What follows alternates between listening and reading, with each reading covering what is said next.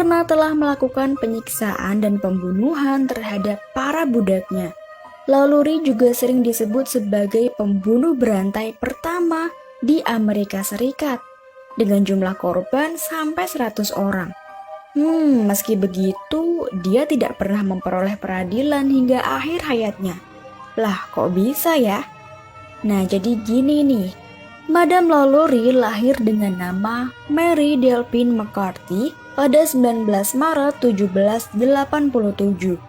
Dia adalah putri dari pasangan harmonis Barthélemy de McCarthy dan Mary Jane Lee Arable. Dia adalah seorang sosialita kaya dan memiliki banyak budak. Mary Delphine McCarthy menikah 3 kali dan memiliki 5 anak. Suami pertamanya adalah seorang keturunan Spanyol yang bernama Don Ramon de Lopez y Angulo. Pasangan itu memiliki 1 orang putri. Lalu suaminya meninggal dunia secara nggak wajar di Havana saat perjalanan ke Madrid.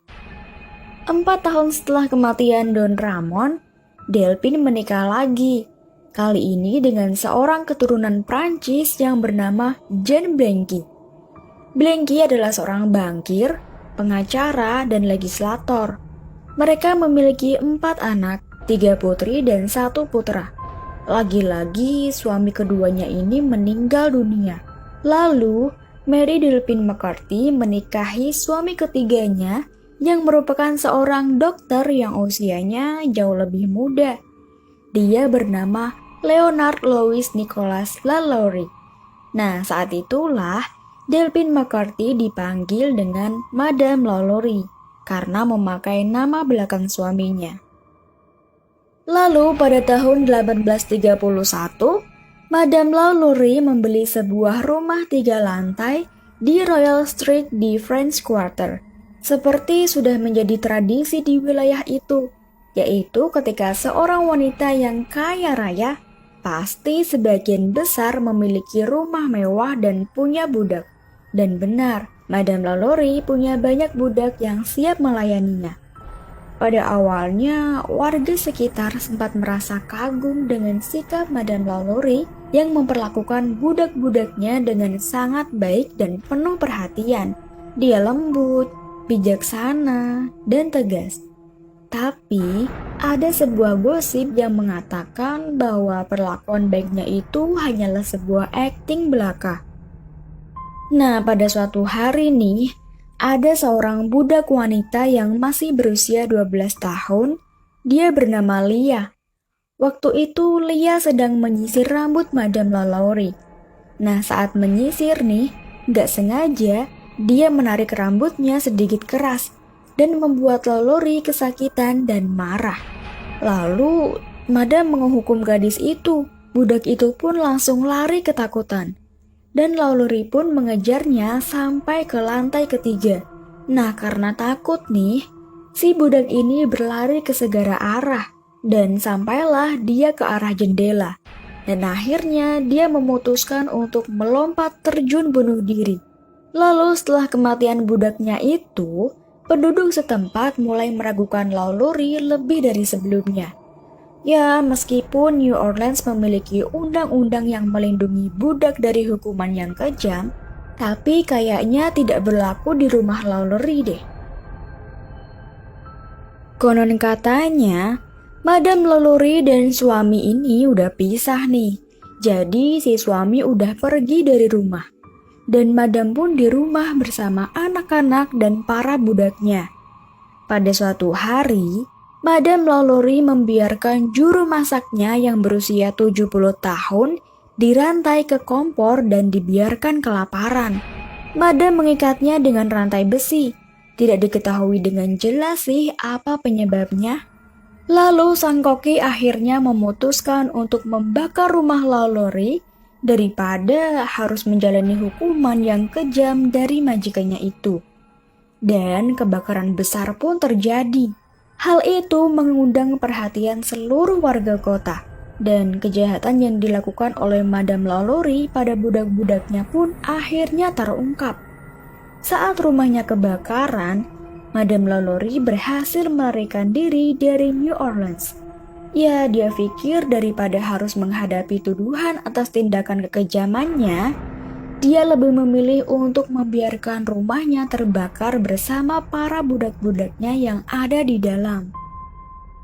Para warga setempat berusaha untuk menyelamatkan budak-budak yang masih ada di dalam rumah.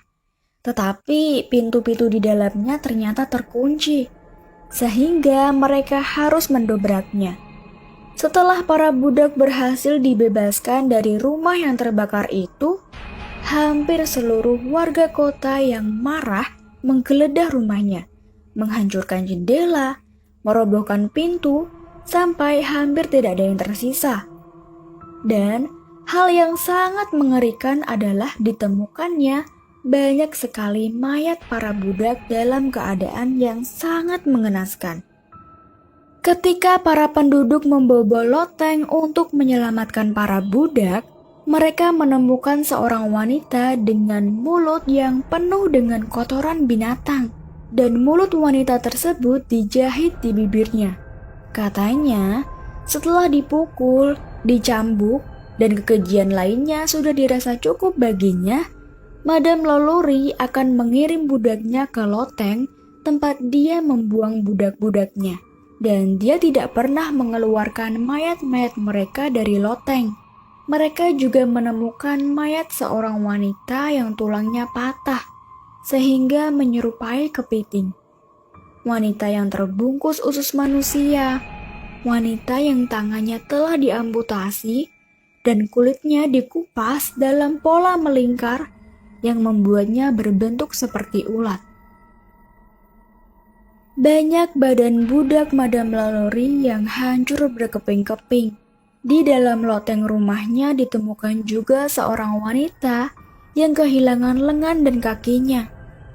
Ada wanita lain yang tulangnya dipelintir dan patah karena Madame memaksanya untuk memasukkan budak itu ke dalam kandang yang kecil yang biasa digunakan untuk anjing. Nah, pada saat ditemukan, kedua wanita itu masih hidup. Ada juga mayat yang di loteng sampai tidak dapat dikenali karena badannya telah dimutilasi. Organ mereka semuanya tidak utuh, atau ada yang masih utuh tetapi dikeluarkan dari tubuhnya. Banyak orang yang digantung, tangan terputus, dan masih banyak lagi. Banyak pula ditemukan tengkorak-tengkorak manusia dengan lubang yang ada di kepalanya, seperti telah dilubangi dengan menggunakan bor. Nah, ada satu kasus di mana ada seorang budak yang masih hidup dengan lubang yang penuh dengan belatung di kepalanya. Bahkan lebih mengerikan lagi, konon satu orang ditemukan dengan sebuah lubang yang dibor di kepalanya dengan sebuah tongkat yang menancap. Tongkat itu dipercaya untuk menggerakkan otaknya. Bahkan budak-budak yang telah meninggal, Lalaurie gantung begitu saja di dalam loteng dan dibiarkan hingga membusuk.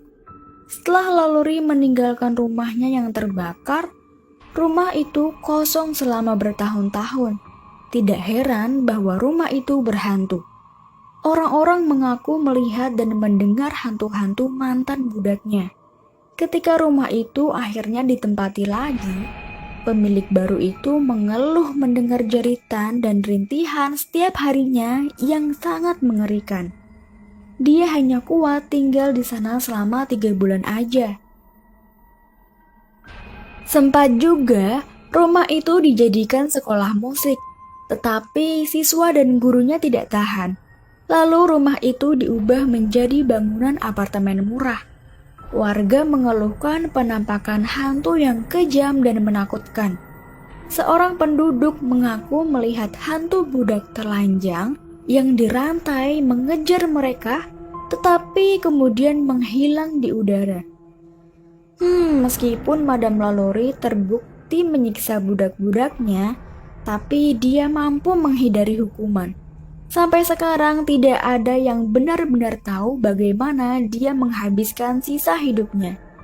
Kebanyakan orang percaya bahwa Madame Lalaurie pertama kali melarikan diri ke Alabama sebelum pergi ke Prancis, di mana dia menjalani sisa hidupnya dalam kebebasan. Nah, itu dia cerita tentang wanita sosialita yang sangat kejam. So, thanks for watching.